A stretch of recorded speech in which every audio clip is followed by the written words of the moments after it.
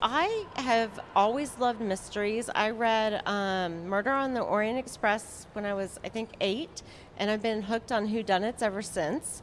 Um, I happen to be in love with history, and so when I first started thinking I would write a novel, I actually went with Regency set, and I wrote it, and I just didn't feel right, and so I actually took a year off and prayed over it, and thought I'm just going to pray till God tells me what to write. And the whole idea for romantic adventure, romantic suspense, all came to me, and I knew that's kind of what I was supposed to be writing. So that's what I dove into. It is definitely interesting or unique coming at it from a Christian worldview.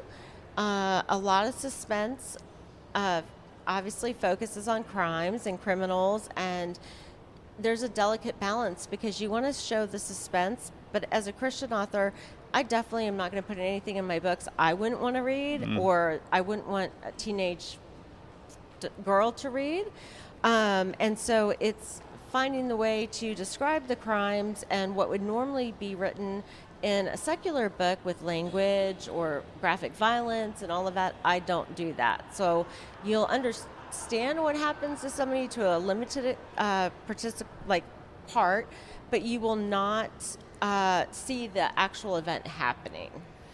And there does seem to be, when you write in this genre, I would think that obviously as a Christian, you see light, Yes.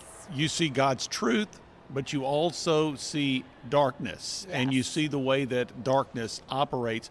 Obviously, that's got to be a component Yes. of the book, but it seems like that you would have a greater understanding around how these things operate. Yes, it's really been interesting, especially through research and talking with people that are, police officers, forensic anthropologists, and really talking to them about the darkness they see on a regular basis.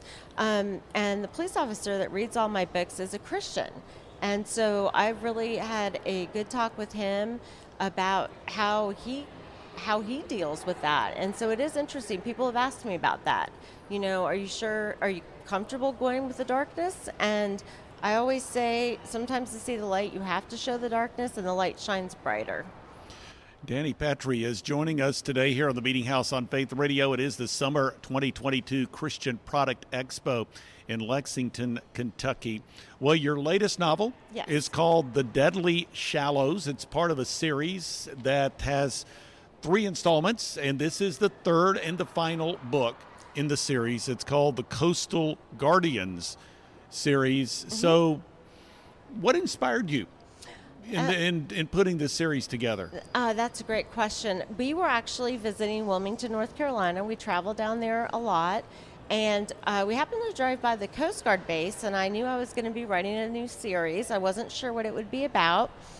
And I thought, a lot of books are written about military. My husband was in the Navy, but not a lot on the Coast Guard. And I thought, I want to make something a little different than just somebody in the Coast Guard. So I did research, and I found Coast Guard Investigative Service.